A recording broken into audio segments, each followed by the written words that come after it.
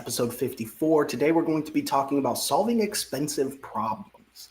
So, being an entrepreneur isn't a job title, it's really a result of solving problems. Most people ask, what business should I start? But the better question is, what expensive problem can I solve? Or really, what problem in general? Because at the end of the day, that's where the revenue is going to follow, right? It's going to follow the problems that you're solving for people, for customers, or for an industry, for other businesses. What problem are we solving? Now, on the way to solving those problems, we're going to run into all kinds of other problems that we're going to have to solve within our business. So, our business in general, we're trying to solve problems to bring solutions to customers or whoever is going to be our end user. And then along the way, we're going to have tons of problems inside of our business. And we're going to talk about some of those problems here today. Now, as an entrepreneur, usually we're very passionate about what we're doing. Not always, but usually. And even if it's not an industry you're passionate about, you're typically passionate about your company. We have to keep in mind, we need to be passionate about the results and the problems that we're solving. And so we need to be passionate about the actual demand and the revenue of what's going on. We don't want to be, letting our feelings get in the way of being too passionate about something and trying to make it work when it's not going to work. We don't want to be, trend chasing. We don't want to wait to be an entrepreneur until some other problem is solved. We want to do what we need to do. And most of the time that's following the money. There's a great saying is don't follow your passion, follow your efforts, right? Whatever it is that you do the most, that you're best at, you're going to, actually get more results if you're following that as opposed to following your passion, because the market is going to tell you what's going to work.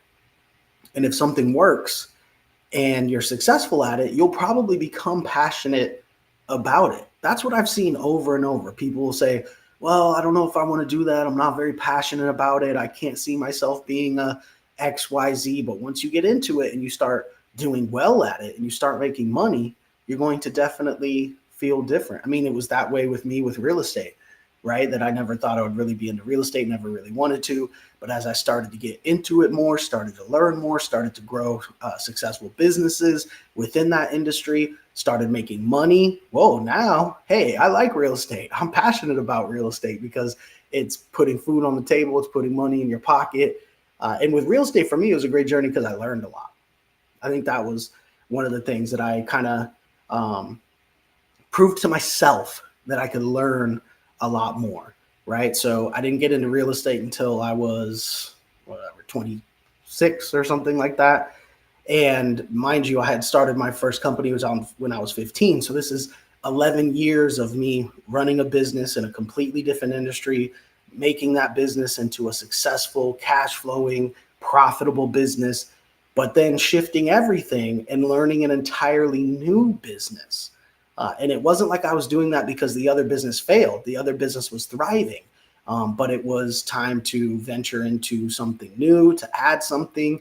And I was able to learn a lot. And at the time, I wasn't that happy about it because I was like, hey, I already know everything about this industry. Why am I going to learn everything about another industry? But looking back, I'm very happy that I just went through it and took those steps, because not only was I able to learn a lot and prove to myself that I could do that, but I also was able to prove to myself that I could learn a lot about any industry and that I could kind of refocus or branch out and do new things, and it wasn't that difficult. So when you're going into it, you're like, wow, it's going to be difficult to, get my real estate license, get my mortgage license, invest in good properties and start to build a real estate brokerage, start to build a national mortgage lending company.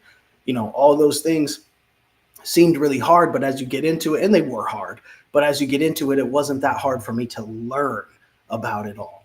And it wasn't that hard for me to learn about it all because I, immersed myself in it, because I decided to take that step. And again, I'm happy because I proved a lot to myself, not only that I could learn the real estate industry, but really that at any time I could learn a whole new industry and make things happen in that industry. So, as entrepreneurs, we're always solving problems. Problems are going to arise. And, I won't forget when we were younger, uh, my brother and I, who started my company with me, I was only 15 when I started the company. So he was actually graduating. He was actually in college. And so when he graduated college from the School of Business, we were already making money with our company. And so his professor from the School of Business, University of Oregon, asked us to come speak to the class, the graduating entrepreneurship class at the business school. And he had us come up in front of the class and talk and what we do and how we did it and all that kind of stuff. And the first question he asked us is, so, can you tell everybody what's running a business actually like in real life? And our response was solving problems 24/7, because that's really what it is. It's solving problems. Again, solving problems for your customers or solving problems within your business. So if there was one phrase that could sum it up for that graduating class from the entrepreneurship school of business, for us to tell them of what running a company was really like in real life, it was solving problems. And so that rings true to this day for every business, every industry.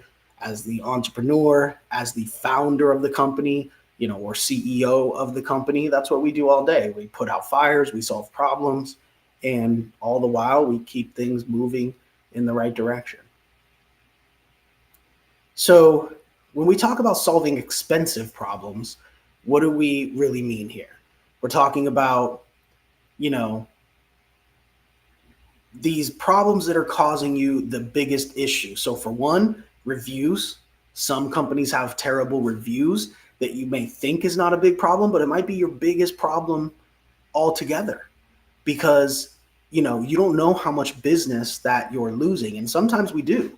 Sometimes we know how much business we're losing because we're getting phone calls, or we're getting clients when we're asking them why didn't they purchase. They're saying, well, you had bad reviews online, or you had one specific review. That's an expensive problem. Now, there are solutions to that problem. You can get people to leave even better reviews to try to knock those reviews down. You can try to get those reviews removed just by, flagging them and reporting them. They might not be accurate or fair. There's also companies that will take down posts, take down websites for you. There's usually, this is like a law firm that will send, threatening letters to the domain register, like to GoDaddy, and tell them this website is, spreading false information about this company or whatever it is. So there's actually law firms and other reputation management companies that can help you with this. And so, it may be a problem you're willing to spend $5,000, $10,000. I know a lot of them charge like $5,000, $10,000 flat fee to get something removed, and they guarantee they'll get that website removed or down or whatever it is. There's all kinds of different variations of reputation management companies, but again, it can be a very expensive problem. You think $10,000, $5,000, $10,000 is expensive. You might be losing that every single month by people seeing that review as the first thing they type in to Google, right? The first thing that comes up when they type in your business. So if you have a business that's doing 100, 200,000 a month, you might be losing 10, 20,000 a month just from people not proceeding to use your business because of that review. So that can be a very expensive problem, and it can be a hidden expensive problem. So it's definitely something you want to try to address and take care of. I mean, just Google reputation management. There's a bunch of companies out there. I'm sure you could go on YouTube and find different ways to do it yourself, but reputation management, definitely important in today's day and age, especially with all of the online reviews that people trust in and go by.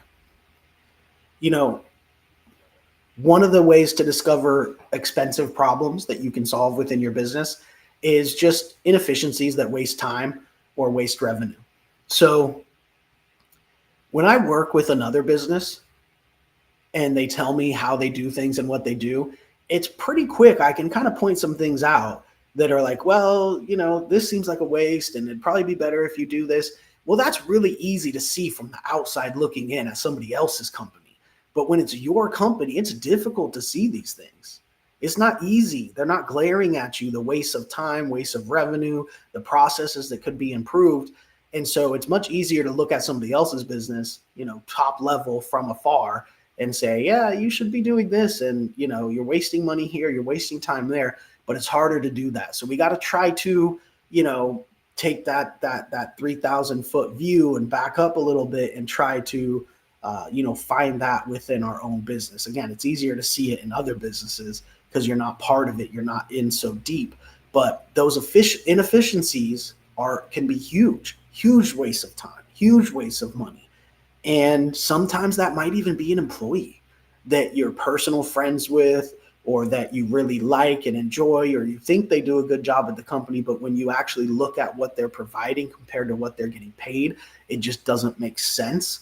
So, it could even be that. And that's something where when you're in the business, you don't want to deal with that. You don't want to fire the person. You don't want to, do whatever these things are because they're uncomfortable. But if you were somebody outside looking in, you'd say, wow, this person, they're not contributing much and they're getting paid more than everybody at the company. This doesn't make any sense. But when you're in it and there's people and people have to feed their family, so you can't just go tell them that they're not going to make as much anymore because you actually analyze what they're doing. These things get complicated, but there's definitely usually some waste there in your business, whether you're wasting time, wasting resources, or even worse, wasting revenue. And a huge problem that can be very expensive to you is not getting referrals. And I guess repeat business falls under this as well. So not getting referrals if you're in some type of sales position, realtor, loan officer, not getting referrals is super expensive to you. But also not getting repeat business, meaning not letting your users have a good experience. So if you're a business, you're selling a product or service, you want your customers to have a good experience. Your customers can be your biggest advertisers, right? Your customers can help get you more business than you ever could by advertising if they're giving referrals, if they're talking good about your product to people. So that's very important to not just sell, but deliver on what you're selling in a great way. And if you're not doing that, that can be an extremely expensive problem to your business that you need to solve. Okay, with that being said, we will go ahead and open it up to questions here. Remember, you can always ask any questions you have, send them to my DM at Kyle Hiersche or at Founding Without Funding. And you can go to foundingwithoutfunding.com to get the book that will help you start or grow your business. Now, if you want to be a little bit more hands-off with your business, my team can actually start your business for you, set up your LLC, set up your logo, your website, your social media, run your ads, all that kind of good stuff. You can go to yourdigitalbusinesspartner.com. So if you want to start or grow your business yourself, go to foundingwithoutfunding.com and the book can help you do so. If you want to be a little bit more hands-off, my team can actually handle all of that for you by going to yourdigitalbusinesspartner.com.